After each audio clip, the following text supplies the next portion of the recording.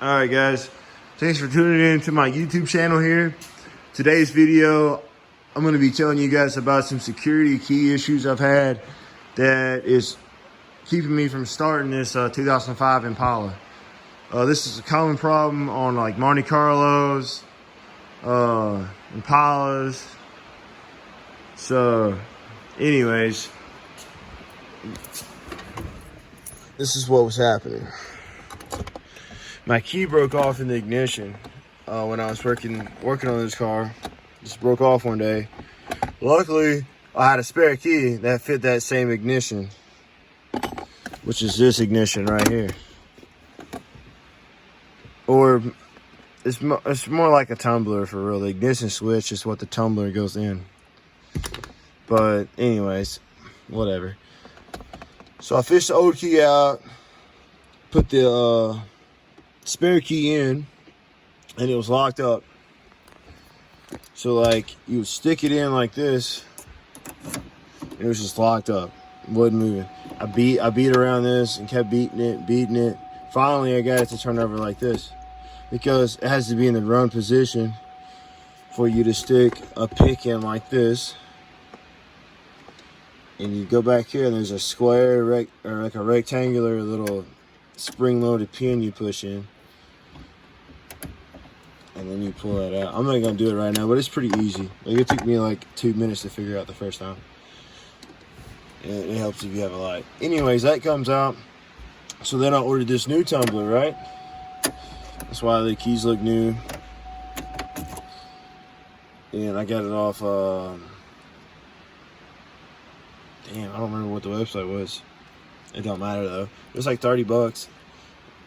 So I got that in, and I thought it was like a cheap part because it wasn't working, right? I kept trying for like a week.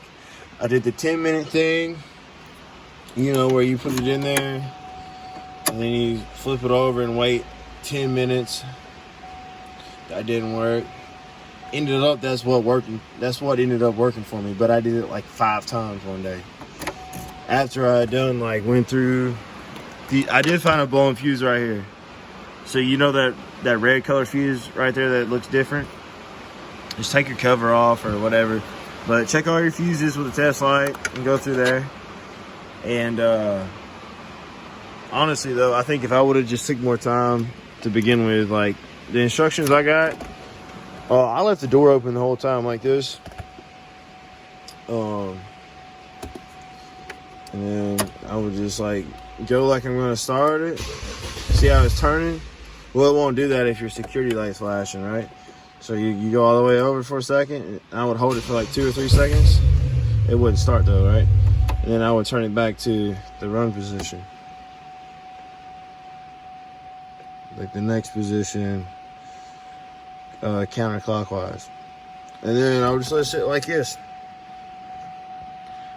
And it would be flashing security. Set a timer for 10 minutes. So like right now it says 4:45.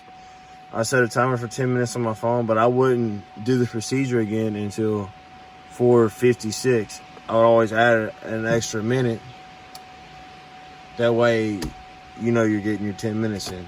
Apparently that's important. I don't know, but it worked for me. It took me like I said, 4 or 5 times. Another thing I did is when you say my 10 minutes was up and I was getting in the car to do it, I would turn it back to off, and then I would count to 10. 1, 2, 3, 4, 5, 6, 7, 8, 9, 10. Then I would do the whole thing over again. It wouldn't start though, right? And then I would hold it there for like 2 or 3, 4, 5 seconds, and then let it sit in the run position. And then set my timer again on my phone for 10 minutes. Look at the clock, and like I said, you know, go by that. So after 5 times of doing that, it finally got to where it would start. So now I have a fuel issue I gotta work on, and check out this check engine light.